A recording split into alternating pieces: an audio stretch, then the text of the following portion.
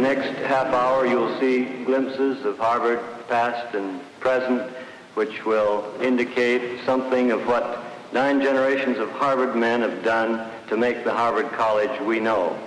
We hope also they will show why now a 10th generation must in its turn renew, strengthen Harvard College.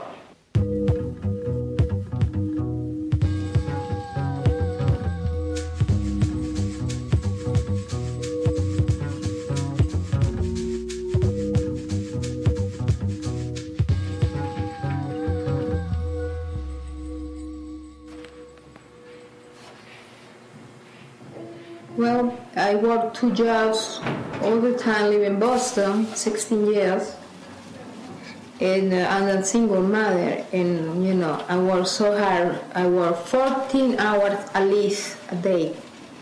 Sometimes I work Saturdays too.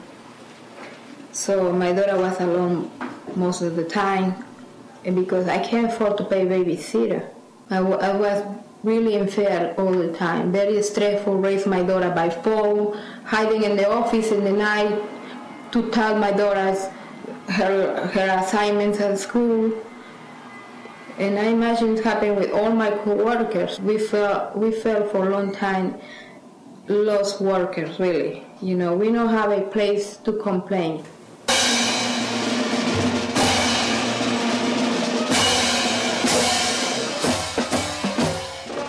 Harvard University is the oldest corporation in the Western Hemisphere.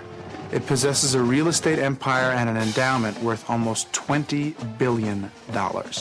It is the second wealthiest nonprofit institution in the world after the Vatican.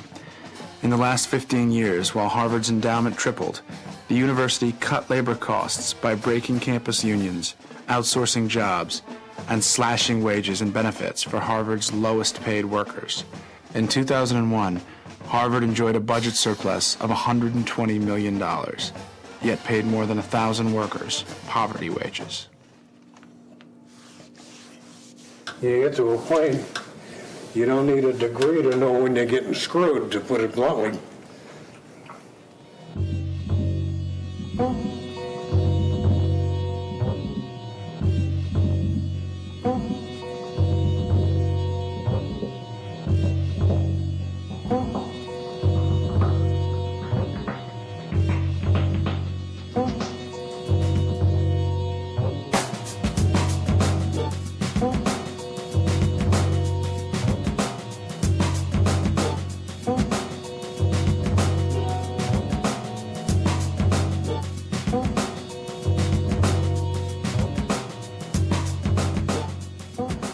We should all be outraged at how Harvard workers are treated.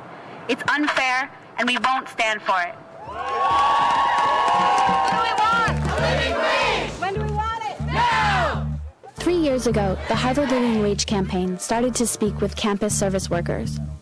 We found that they couldn't support themselves and their families on Harvard wages. We had faith that as we brought the truth about working conditions to the university's attention, it would respond.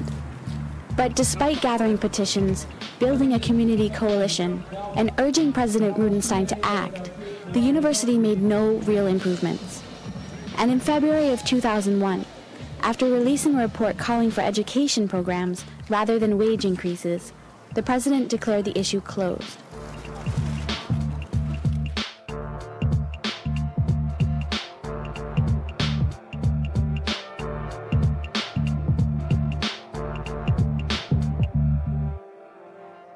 Without success, we had tried everything to convince the administration to implement a living wage. Reasonable dialogue and community pressure failed. It didn't seem like there were any options left. In early February, we started planning an occupation of Massachusetts Hall. In the yard, you may see Harvard's president, as with Mrs. Conant, he walks towards his office in Old Massachusetts Hall.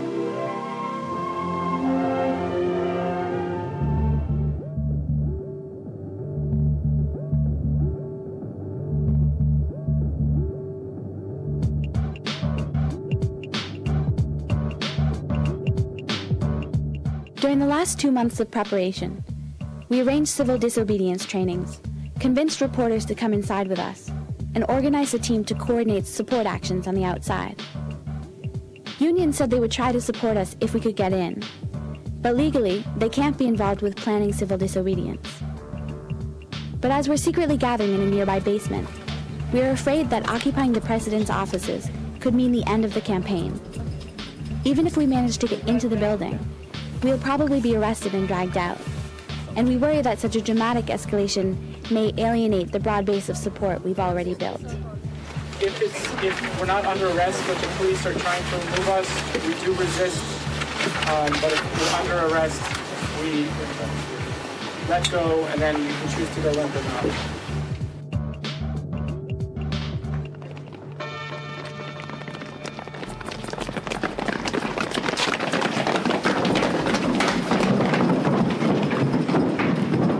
Someone given the secretary a letter to support staff. People have letters ready for HUPD. Please put a letter under this door, somebody. Someone with a letter? Secretary. Under the door. What do we want? A living wage! When do we want it? Now!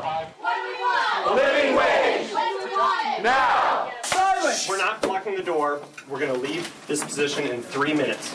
We just want you to take that 3 minutes to look at our list of demands, maybe have some kind of conversation with us. Did you stick with us? You have to. 3 minutes? Just 3 minutes. I'll take your papers, but I can't talk to you.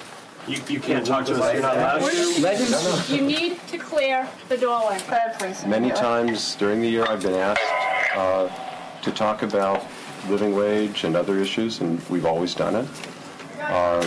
I have office hours every 2 weeks open, and I'm prepared to talk with people, but I'm not prepared to talk under these circumstances. Under the circumstances that we are talking about. You are not passing a living wage. Shame on you! Shame on you! Shame on you! Shame on you! Shame on you! Shame on you! Shame on you! Shame on you! Shame on you! Shame on you! Shame on you!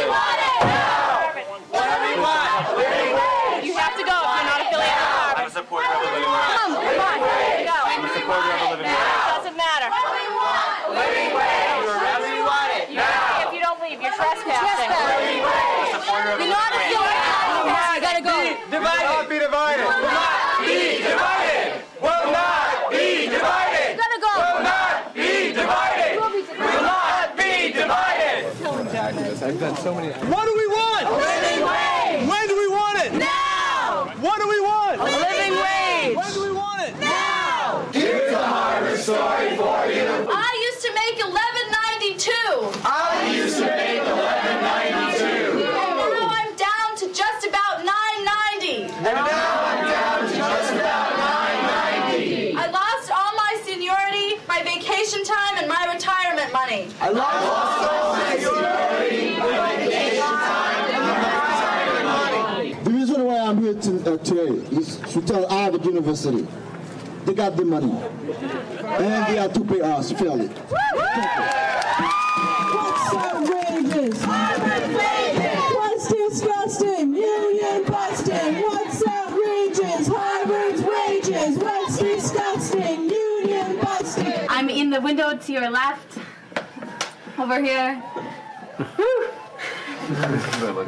And I've got with me right now 47 other people who are in the building, 47 other supporters of this living wage, a number of members of the HUPD, and it looks like the administration is cleared out completely. I hope you all said goodbye to President Rudenstein and to Mr. Harvey Feinberg as they exited. The administration released a statement saying they will not speak with us while we're occupying a building. They've stationed police at the entrances, and we've heard rumors that they might drag us out tonight. Despite the threatening atmosphere, some dining hall workers said they'd come by after their shift to show their support.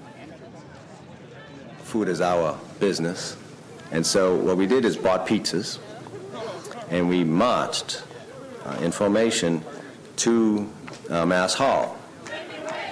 And the police stood in front of us and says, nothing gets in.